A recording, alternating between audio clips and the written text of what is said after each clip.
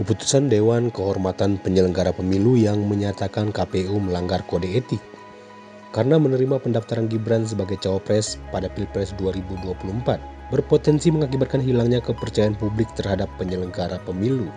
Selain itu dikhawatirkan menimbulkan konflik horizontal di masyarakat. Hal tersebut disampaikan kuasa hukum penggugat Sunandiantoro SH.MH menyikapi hasil keputusan DKPP dalam acara diskusi publik bertema menyoal langkah mitigasi KPU cegah delegitimasi hasil Pilpres 2024 di kawasan Menteng, Jakarta Pusat. Menurut Sunandiantoro, atas dasar keputusan DKPP seharusnya KPU segera melakukan perbaikan surat keputusan penetapan calon presiden dan wakil presiden dengan cara merubah dan mendiskualifikasi paslon Prabowo Gibran karena mengakibatkan delegitimasi Pilpres 2024. Itu terlahir dari banyaknya pelanggaran hukum yang dilakukan oleh komisioner KPU RI, nah begitu ya. Dan kemudian teman-teman sekalian, dari berbagai pelanggaran hukum itu, KPU dinyatakan melanggar kode etik dan pedoman perilaku penyelenggaraan pemilu oleh DKPP. Oke. Kemudian teman-teman, untuk menghindari rakyat Indonesia tidak percaya kepada penyelenggara pemilu dan untuk menghindari komisioner KPU tidak menjadi pelaku daripada pelaku pidana pemalsuan pemberian keterangan palsu terhadap akta otentik, dan juga untuk menghindari delegitimasi proses dan hasil Pilpres tahun 2024 ya.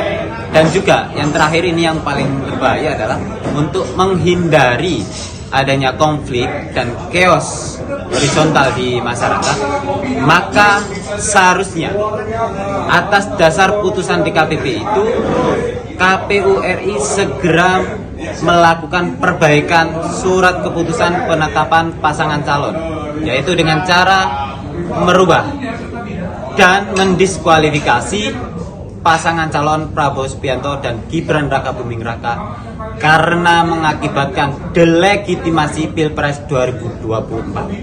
Untuk itu, teman-teman. Direktur Presisi Dr.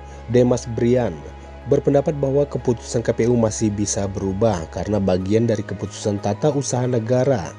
Untuk mengubahnya menurut Demas ada dua cara, yaitu adanya itikat baik dari lembaga negara itu sendiri dan melalui proses peradilan. Asas kontrasensus, yaitu siapa yang membuat keputusan itu, maka pejabat tersebutlah yang merubahnya. Yang kedua adalah melalui proses peradilan. KPU tidak boleh lagi menggunakan dasar segala sesuatu harus diselesaikan di muka peradilan.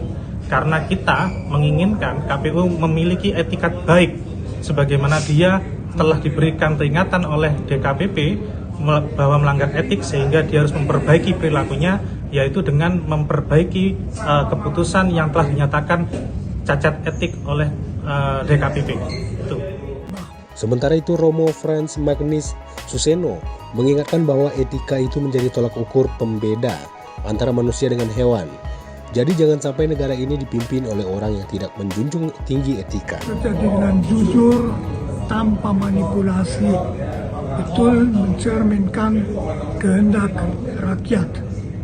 Maka dari itu, saya menghimbau bahwa mereka yang berkuasa menghentikan segala macam hal yang berbau manipulasi dan menjamin bahwa pemilihan pada tempat 14 Februari berjalan dengan baik, jujur, dan adil. Terima kasih.